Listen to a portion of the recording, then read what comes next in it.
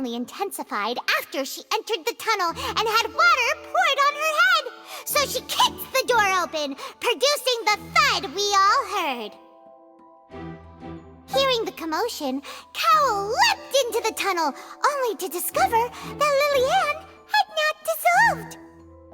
He did not know that Lily-Ann was not from Fontaine, but was a thief who made her way in by stealing a ticket.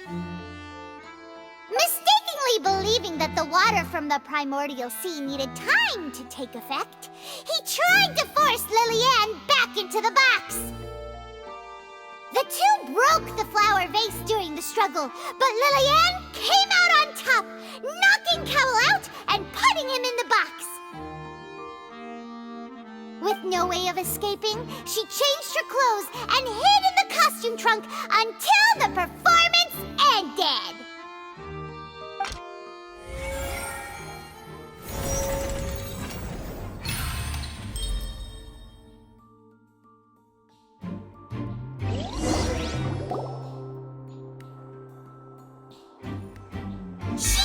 That she would have to go through guard inspection if she tried to leave afterward.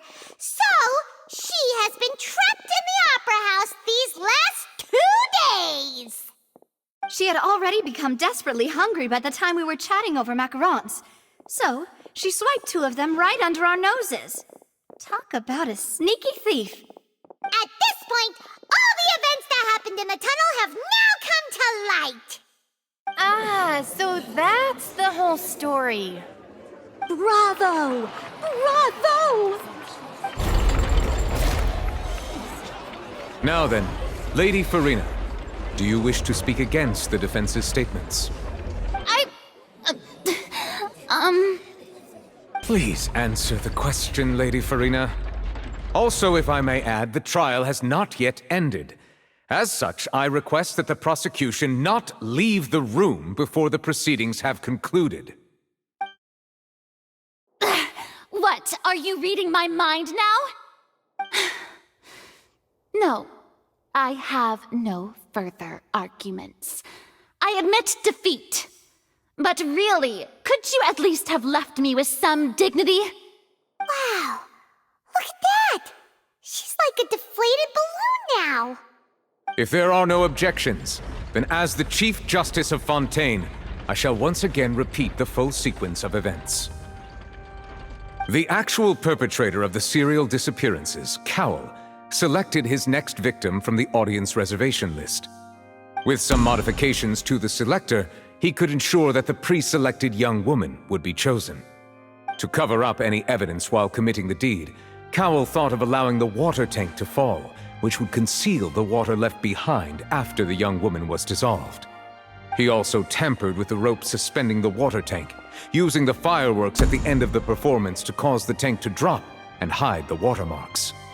He poured the water from the primordial sea into a balloon during the preparation of the magic box and stuck it to the box's lid. Finally, he passed the prepared hook on a rope through the gap in the magic box's door when bringing the young woman to said box. When the magic trick officially began, the box containing the woman was lowered into the tunnel, tightening the hook rope and bursting the balloon containing the water. If all had gone to plan, the young woman would be dissolved at this time. However, Lily-Ann was not from Fontaine and thus fled the box with a loud noise. Realizing that there was trouble, Cowl entered the tunnel and met Lily-Ann. Thinking that the waters had not yet taken effect, he decided to proceed. However, his opponent was more capable than he thought, and he was overcome, knocked unconscious, and placed into the magic box, and thus became his own final victim. Lily-Ann, according to her own statements, then changed clothes and hid until the performance ended, before hiding in other parts of the opera house.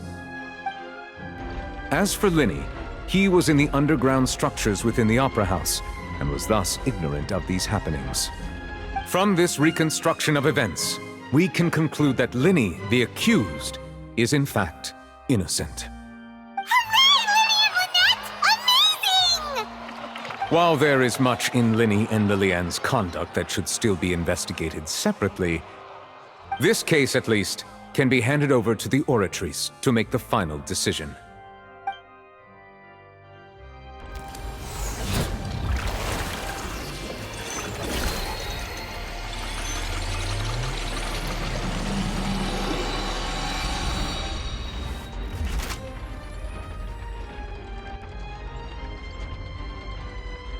As such, Linny and Lynette are officially declared not guilty. Victory for Ace Detective Paimon! Great work, partners. Thank you all. Thank you so much. Next, I think we deserve an explanation, Guard Vaughn. How did you find the water from the primordial sea in Linny's baggage? Right! Your discovery caused me to make a serious mistake, you know. Or was that not a discovery, but false evidence that you dared to bring before this court?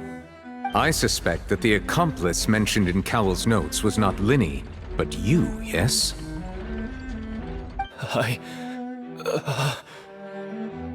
I'm sure you know what you must do to lessen your sentence. Speak quickly!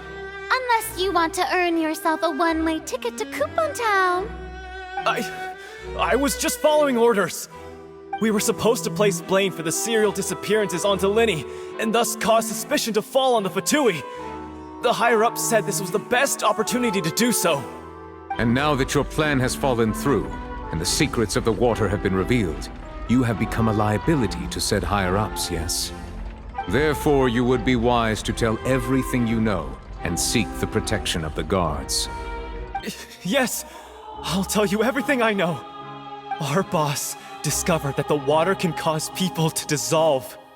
It can also be made into a potion, which when extremely diluted, can cause people to experience unforgettable exhilaration. We've been in this business for a while now, and have made decent more off it. The disappearances were also the boss's idea. I mean, this is the boss we're talking about.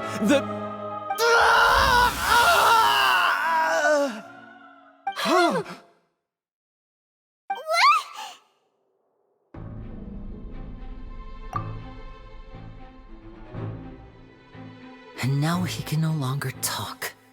Such ruthlessness. I shouldn't have expected any less of them. An outrageous act.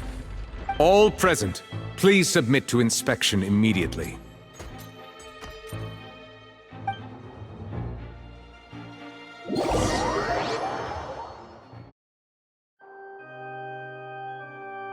So, we're just going back now?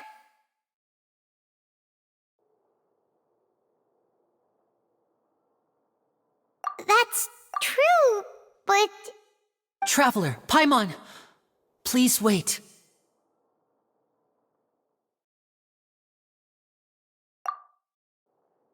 Linny... I know you may not want to speak to me right now. Maybe you don't even want to look at me. But still, let me thank you again for defending me to the end, even after you learned that I'm a member of the Fatui.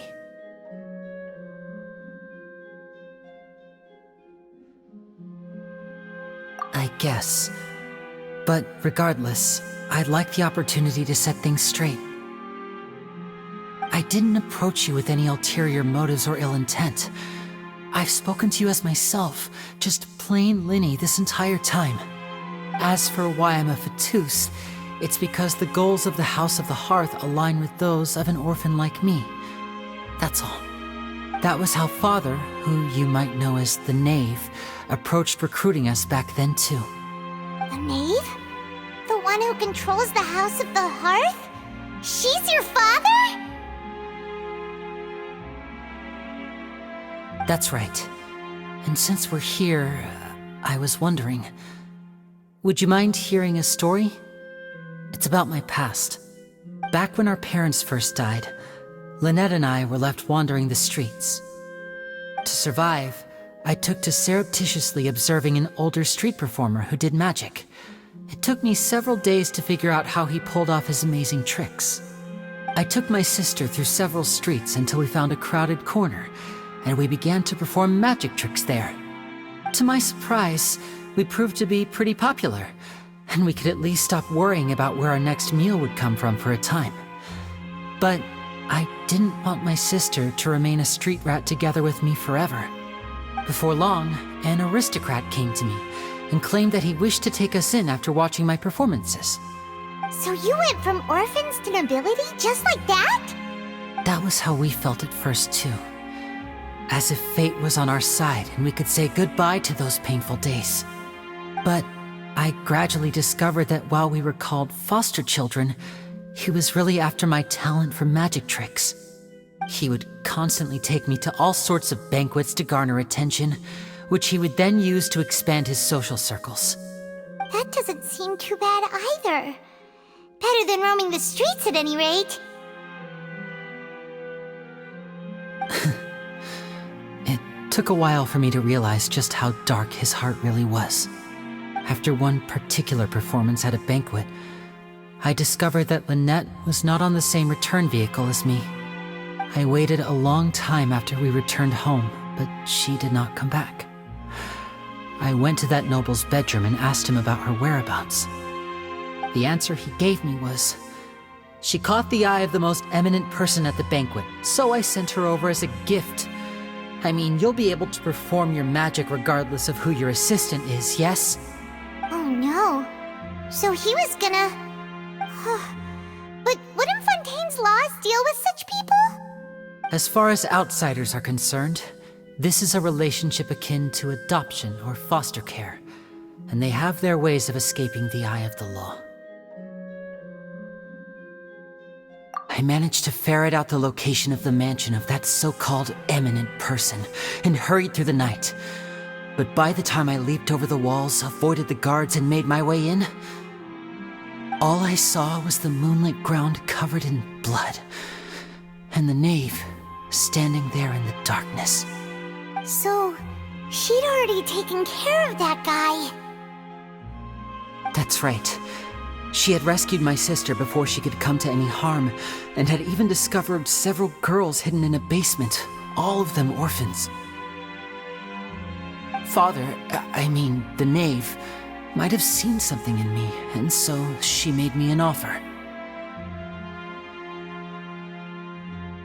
The House of the Hearth welcomes you, for your interests align with ours. Here, none will ever betray you. Indeed, betrayal shall never be permitted here. I was hesitant to trust her. I had just been betrayed by nobles. But she was also quick to destroy the noble who had taken us in at first, giving us back our freedom. Oh, so that's how the two of you joined the House of the Hearth. She has her own plans. She has gained permission from the Tsaritsa to first use the Gnosis' power when she obtains it. She plans to use it to find a way to break the prophecy and save Fontaine. So, she believes in that prophecy too? That's right. The whole House of the Hearth is currently working to combat that crisis. Today's case has also proven that people from Fontaine can indeed dissolve into some sort of water, thus further supporting the prophecy. Everyone at Hotel Bouffe d'été, including the knave, has their roots in Fontaine, and we will always defend our homeland. To us orphans, the only connection we have left to this world, apart from our family, is our homeland. So, from small deeds like distributing magic pockets to huge schemes like stealing a Gnosis, everything is aimed at dealing with that prophecy. It's all right. I understand. The only thing I can do is relate all this to you.